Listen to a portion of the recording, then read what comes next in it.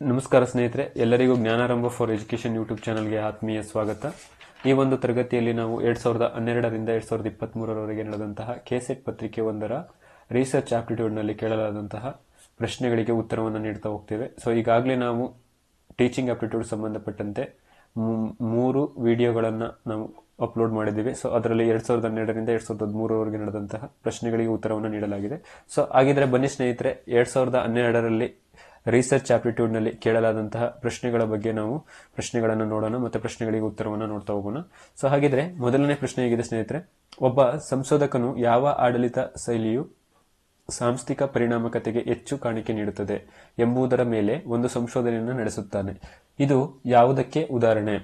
If A research conducts A research on finding out which administrative style contributes more to institutional effectiveness. This will be an example of option A ಸಾಮಾನ್ಯ ಸಂಶೋಧನೆ basic research, option B ಕ್ರಿಯಾ ಸಂಶೋಧನೆ action research, option C ಅನ್ವಯಿಕ ಸಂಶೋಧನೆ applied research, option D ಮೂಲಭೂತ ಸಂಶೋಧನೆ fundamental research. ಆದರೆ ಇಲ್ಲಿ ಸರಿಯಾದ ಉತ್ತರ ಯಾವುದು ಅಂತಂದ್ರೆ ಸ್ನೇಹಿತರೆ, ಆಪ್ಷನ್ ಸಿ ಏನಾಗುತ್ತೆ, ಅನ್ವಯಿಕ ಸಂಶೋಧನೆ ಅಪ್ಲೈಡ್ ರಿಸರ್ಚ್ ಇದು ಸರಿಯಾದ ಉತ್ತರ ಆಗುತ್ತೆ. Research on administrative styles that contribute to institutional effectiveness is an example of applied research. ಇಲ್ಲಿ ಯಾವುದೇ ಆಡಳಿತ ಶೈಲಿಯ ಸಾಂಸ್ಥಿಕ ಪರಿಣಾಮಕತೆಗೆ ಹೆಚ್ಚು ಕಾಣಿಕೆಯನ್ನು ನೀಡುವುದರ ಮೇಲೆ ಸಂಶೋಧನೆಯನ್ನು ನಡೆಸೋದು ಯಾವುದಾಗುತ್ತೆ ಇಲ್ಲಿ ಅಂತಂದ್ರೆ ಅನ್ವಯಿಕ ಸಂಶೋಧನೆ ಅಪ್ಲೈಡ್ ರಿಸರ್ಚ್ ಆಗುತ್ತೆ. ಹಾಗಿದ್ರೆ ಈ ಬೇಸಿಕ್ ರಿಸರ್ಚ್ ಇದನ್ನ ನಾವು ಪ್ಯೂರ್ ರಿಸರ್ಚ್ ಅಂದ್ರೆ ಶುದ್ಧ ಸಂಶೋಧನೆ, ಫಂಡಮೆಂಟಲ್ ರಿಸರ್ಚ್ ಮೂಲಭೂತ ಸಂಶೋಧನೆ ಅಂತಾನೂ ಸಹ ಕರಿತಾ ಹೋಗ್ತೇವೆ. ಮತ್ತೆ ನಂತರದಲ್ಲಿ ಆಕ್ಷನ್ ರಿಸರ್ಚ್ ಬಂದು ನಾವು ಯಾವುದೇ ಒಂದು ಶಾಲೆಗೆ ಸಮಸ್ಯೆಗಳಿಗೆ ಸಂಬಂಧಪಟ್ಟಂತೆ ನಾವು ನಡೆಸ್ತೇವೆ. ಸೊ ಹಾಗಾಗಿ ಇಲ್ಲಿ ಇದು ಕ್ರಿಯಾ ಸಂಶೋಧನೆ ಬರಲ್ಲ. ಸೊ ಹಾಗಾಗಿ ಸಾಮಾನ್ಯ ಸಂಶೋಧನೆ ಬರಲ್ಲ. ಸೊ ಮೂಲಭೂತ ಸಂಶೋಧನೆಯನ್ನು ಈಗಾಗಲೇ ಹೇಳಿದಾಗೆ ನಾವು ಬೇಸಿಕ್ ರಿಸರ್ಚ್ ನಾವು ಫಂಡಮೆಂಟಲ್ ರಿಸರ್ಚ್ ಅಂತ ಕೂಡ ಕರಿತೇವೆ. ಸೊ ಹಾಗಾಗಿ ಇಲ್ಲಿ ಸರಿಯಾದ ಉತ್ತರ ಯಾವುದಾಗುತ್ತೆ, ಅನ್ವಯಿಕ ಸಂಶೋಧನೆ ಅಪ್ಲೈಡ್ ರಿಸರ್ಚ್ ಏನಾಗುತ್ತೆ ಸರಿಯಾದ ಉತ್ತರ ಆಗುತ್ತೆ ಸ್ನೇಹಿತರೆ. ಸೊ ಹಾಗಿದ್ರೆ ಬನ್ನಿ ನಂತರದಲ್ಲಿ ಎರಡನೇ ಪ್ರಶ್ನೆಯನ್ನು ನೋಡುವ. ಎರಡನೇ ಪ್ರಶ್ನೆ,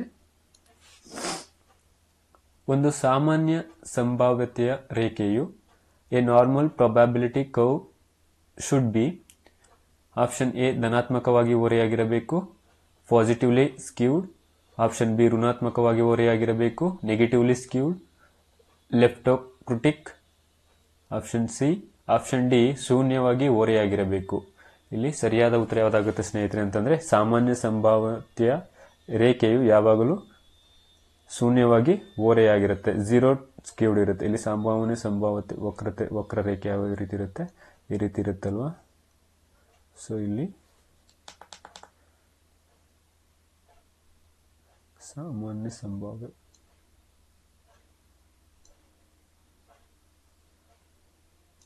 ಹೀಗಿರುತ್ತೆ.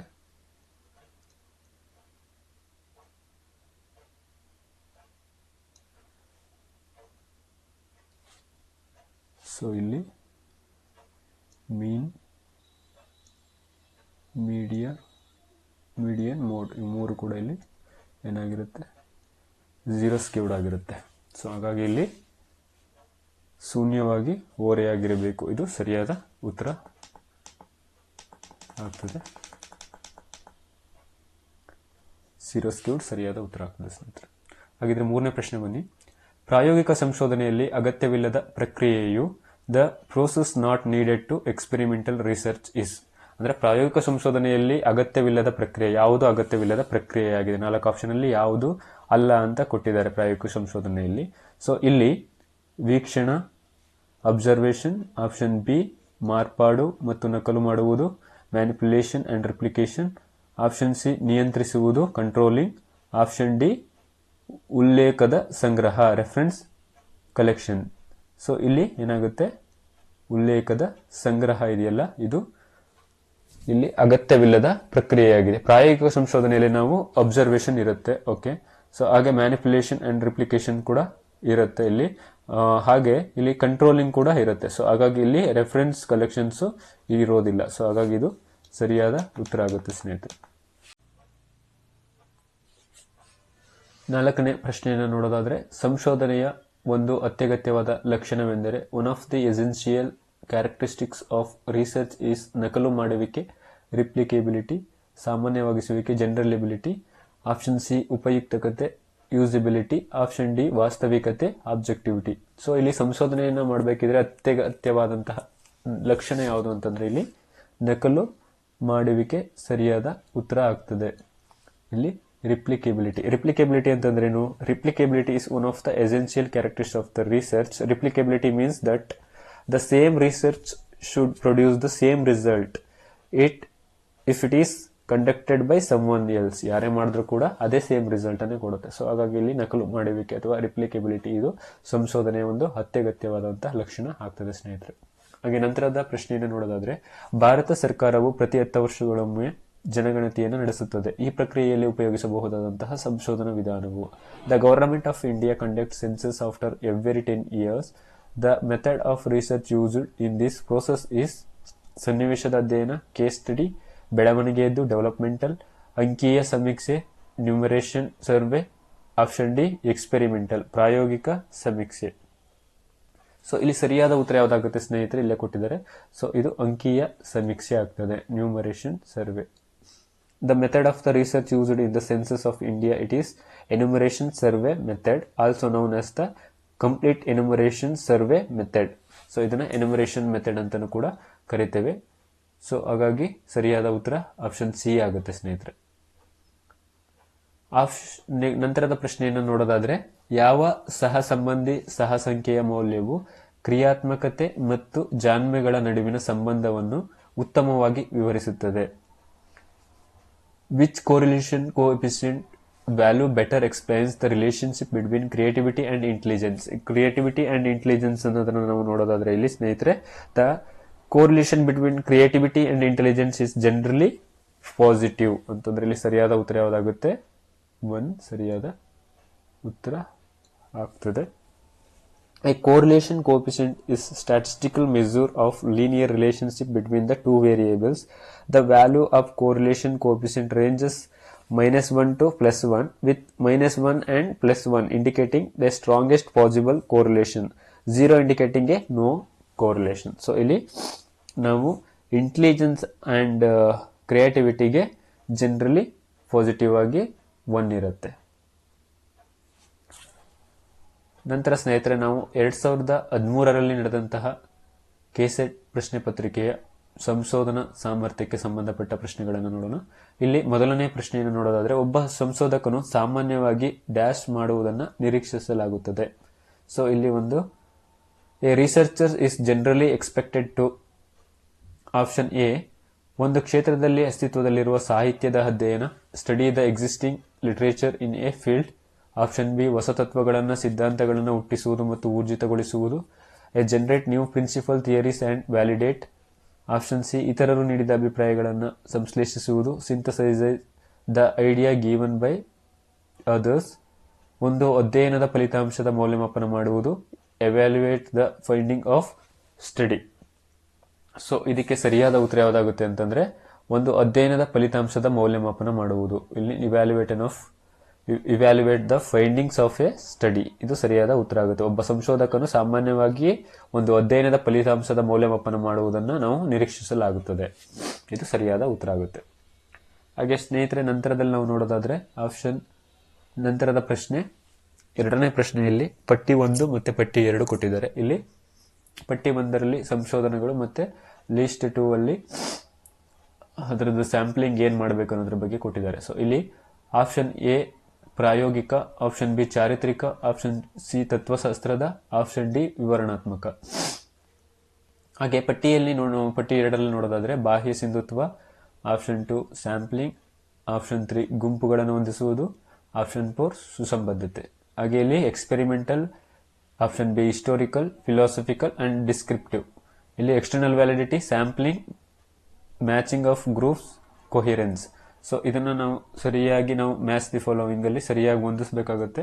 ಇಲ್ಲಿ ಇದಕ್ಕೆ ಸರಿಯಾದ ಉತ್ತರ ಯಾವ್ದಾಗುತ್ತೆ ಅಂತಂದ್ರೆ ಸ್ನೇಹಿತರೆ, ಇಲ್ಲಿ ಪ್ರಾಯೋಗಿಕ ಅಂತಂತಂದ್ರೆ ಇಲ್ಲಿ ನಾವು ಎಕ್ಸ್ಪೆರಿಮೆಂಟಲ್ ರಿಸರ್ಚ್ ಏನಿದ್ರು ನಾವು ಏನ್ ಮಾಡ್ತೀವಿ, ಮ್ಯಾಚಿಂಗ್ ಆಫ್ ಗ್ರೂಪ್ಸ್, ಇಲ್ಲಿ ಗುಂಪುಗಳನ್ನ ಹೊಂದಿಸ್ತೀವಿ.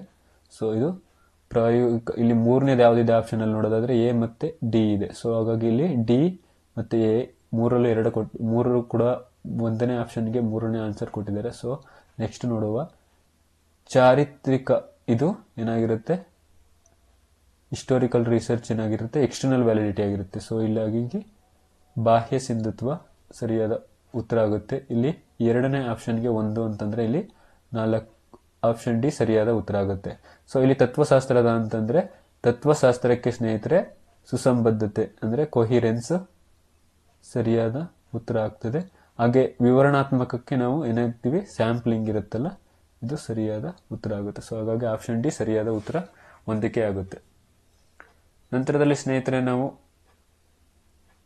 ಮೂರನೇ ಪ್ರಶ್ನೆ, ಶ್ರೇಣೀಕೃತ ಸ್ಯಾಂಪ್ಲಿಂಗ್ ಅನ್ನು ಯಾವಾಗ ಅಂಗೀಕರಿಸಲಾಗುತ್ತದೆ? Stratified sampling is adopted when ವಿಶ್ವವು ಸಮರೂಪದ್ದಾದಾಗ, ದ ಯೂನಿವರ್ಸ್ ಇಸ್ ಹೋಮೋಜಿನಿಯಸ್, ವಿಶ್ವವು ವಿಜಾತೀಯದ್ದಾದಾಗ, ದ ಯೂನಿವರ್ಸ್ ಇಸ್ ಹೆಟ್ರೋಜಿನಿಯಸ್.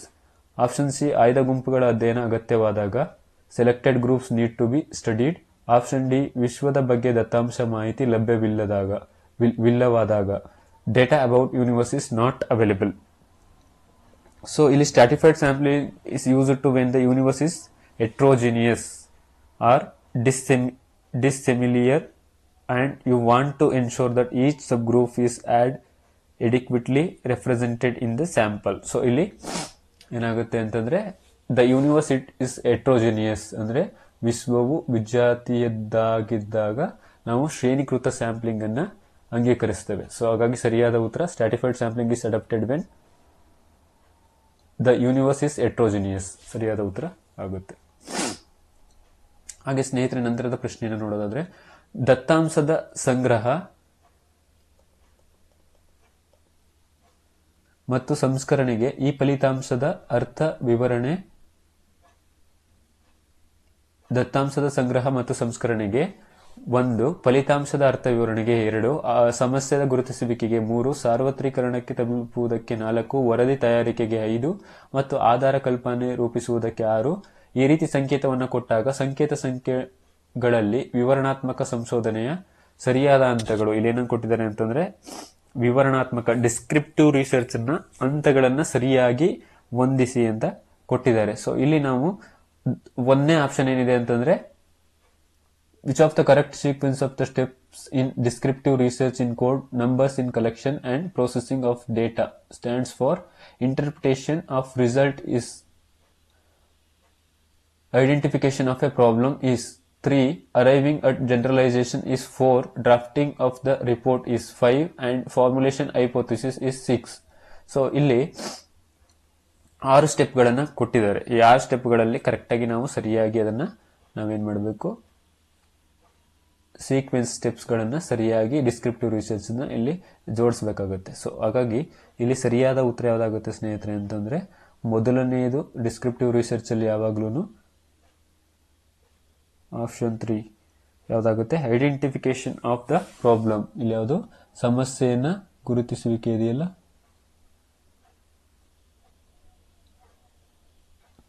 ಇದು ಆಪ್ಷನ್ 3 ಬರುತ್ತೆ. Option 3 is the first option ಆಗುತ್ತೆ. ಸೊ ನೆಕ್ಸ್ಟ್ ಆಪ್ಷನ್ ಅಲ್ಲಿ ನಾವು ಏನ್ ಮಾಡ್ತೀವಿ, ಆಧಾರ ಕಲ್ಪನೆ ರೂಪಿಸುವುದಕ್ಕೆ ಇಲ್ಲಿ ಅಂತಂದ್ರೆ ನಾವು ನೆಕ್ಸ್ಟ್ ಏನ್ ಮಾಡ್ತೀವಿ, ಹೈಪೋಥಿಸಿಸ್ ಇದ್ ಮಾಡ್ತೀವಲ್ಲ. ಸೊ ಇಲ್ಲಿ ಫಾರ್ಮುಲೇಷನ್ ಆಫ್ ಹೈಪೋಥಿಸಿಸ್ ನೆಕ್ಸ್ಟ್ ಆಗುತ್ತೆ. ಸೊ 6 ಸೆಕೆಂಡ್ ಆಗುತ್ತೆ. ಸೊ ಇಲ್ಲಿ 2 ಆಪ್ಷನ್ ಕೂಡ 3 and 6 ಇದೆ. ನೆಕ್ಸ್ಟ್ ಚರಿತ್ರೆ ನೋಡೋದಾದ್ರೆ ನಾವು ಇಲ್ಲಿ ದತ್ತಾಂಶದ ಮತ್ತು ಸಂಗ್ರಹಣೆ ಇಲ್ಲಿ ಯಾವ್ದು ಬರುತ್ತೆ, collection on processing of data ಇದು ನೆಕ್ಸ್ಟ್ ಅಲ್ಲಿ ಬರುತ್ತೆ. ಸೊ ನೆಕ್ಸ್ಟ್ 3, 6 ಆದ್ಮೇಲೆ 1 ಬರುತ್ತೆ. ಸೊ ಸೇಮ್ ಇಲ್ಲಿವರೆಗೂ ಸೇಮ್ ಕೊಟ್ಟಿದ್ದಾರೆ 2 ಆಪ್ಷನ್ ಅಲ್ಲೂ ಕೂಡ. ನೆಕ್ಸ್ಟ್ ನಂತರದಲ್ಲಿ ಸ್ನೇಹಿತರೆ ಡೇಟಾ ಕಲೆಕ್ಷನ್ ಆದ್ಮೇಲೆ ನಾವೇನ್ ಮಾಡ್ತೀವಿ, ಇಂಟರ್ಪ್ರಿಟೇಷನ್ ಆಫ್ ದ ರಿಸಲ್ಟ್ ಫಲಿತಾಂಶದ ಅರ್ಥ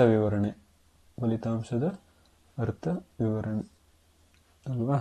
ಸೊ ಹಾಗಾಗಿ 2 ಆಗುತ್ತೆ. ಸೊ ಇಲ್ಲಿ ಯಾವ್ದಾಗುತ್ತೆ, ಇಲ್ಲಿ ಸರಿಯಾದ ಉತ್ತರ ಆಪ್ಷನ್ ಡಿ ಆಗುತ್ತೆ. ಮೊದಲನೇದು ಸ್ನೇಹಿತರೆ ಇಲ್ಲಿ ಆಪ್ಷನ್ 3 ಏನಿದೆ, ಐಡೆಂಟಿಫಿಕೇಶನ್ ಆಫ್ ದ ಪ್ರಾಬ್ಲಮ್. ಸಾರಿ ನಿಮಿಷ, ಇಲ್ಲಿ ಏನಾಗುತ್ತೆ, ಮೊದಲಿಗೆ ಯಾವ್ದು ಬರಬೇಕು ಅಂತಂದ್ರೆ ಇಲ್ಲಿ identification of the problem 3 first ಬರುತ್ತೆ. ನೆಕ್ಸ್ಟ್ ಆಪ್ಷನ್ 2 ಅಲ್ಲಿ ಯಾವ್ದು ಬರಬೇಕಂದ್ರೆ ಇಲ್ಲಿ ಫಾರ್ಮುಲೇಷನ್ ಆಫ್ ಹೈಪೋಥಿಸಿಸ್, ಇಲ್ಲಿ ಫಾರ್ಮುಲೇಷನ್ ಆಫ್ ಹೈಪೋಥಿಸಿಸ್ ಇಲ್ಲಿ ನೆಕ್ಸ್ಟ್ ಯಾವ್ದಾಗುತ್ತೆ 6 ಆಗುತ್ತೆ. ನಂತರದಲ್ಲಿ collection and processing of data, collection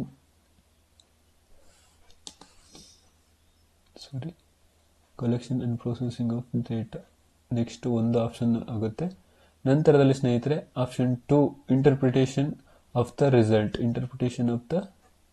result, ಇದು 2 ಬರುತ್ತೆ. ನಂತರದಲ್ಲಿ 4 ಯಾವುದು ಸ್ನೇಹಿತರೆ ಇಲ್ಲಿ generalisation, arriving at generalisation 4 option ಬರುತ್ತೆ. ನಂತರದಲ್ಲಿ ಡ್ರಾಫ್ಟಿಂಗ್ ದ ರಿಪೋರ್ಟ್. ಸೊ ಇದು 5 ಕೊನೆ. ಸೊ ಹಾಗಾಗಿ ಇದು ಸರಿಯಾದ ಉತ್ತರ ಯಾವುದಾಗುತ್ತೆ, ಆಪ್ಷನ್ ಡಿ ಸರಿಯಾದ ಉತ್ತರ ಆಗುತ್ತೆ ಸ್ನೇಹಿತರೆ. ನಂತರದಲ್ಲಿ ನಾವು ನಂತರದ ಕ್ವಶನ್ ನೋಡೋದಾದ್ರೆ, ಮಾನಕ ವಿಚಲನೆಗೆ 1, ವ್ಯಾಪ್ತಿಗೆ 2, ಕ್ವಾರ್ಟೈಲ್ ವಿಚಲನೆಗೆ 3, ಹಾಗೆ ಸರಾಸರಿ ವಿಚಲನೆಗೆ 4 ಸಂಕೇತ ಕೊಟ್ಟಾಗ ವ್ಯತ್ಯಾಸನೀಯ ಅಳತೆಗಳನ್ನು ಸಂಕೇತ ಸಂಖ್ಯೆ ಉಪಯೋಗಿಸಿ ಸರಣಿಗಳನ್ನು ಕ್ರಮಾನುಗತವಾಗಿ ಜೋಡಿಸಿ ಅಂತ ಕೊಟ್ಟಿದ್ದಾರೆ ಇಲ್ಲಿ.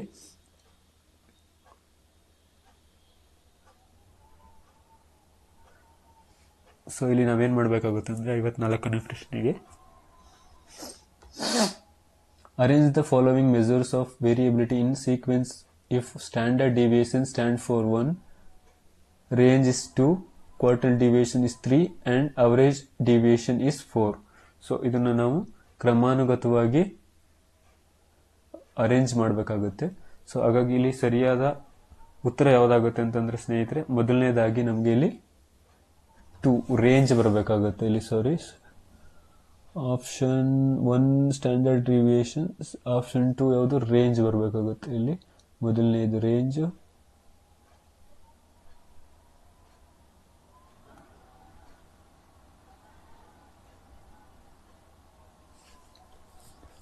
ನಂತರದಲ್ಲಿ ಆಪ್ಷನ್ 4 ಯಾವುದಿದೆ ಅವರೇಜ್ ಡಿವಿಯೇಷನ್ ಬರಬೇಕಾಗುತ್ತೆ.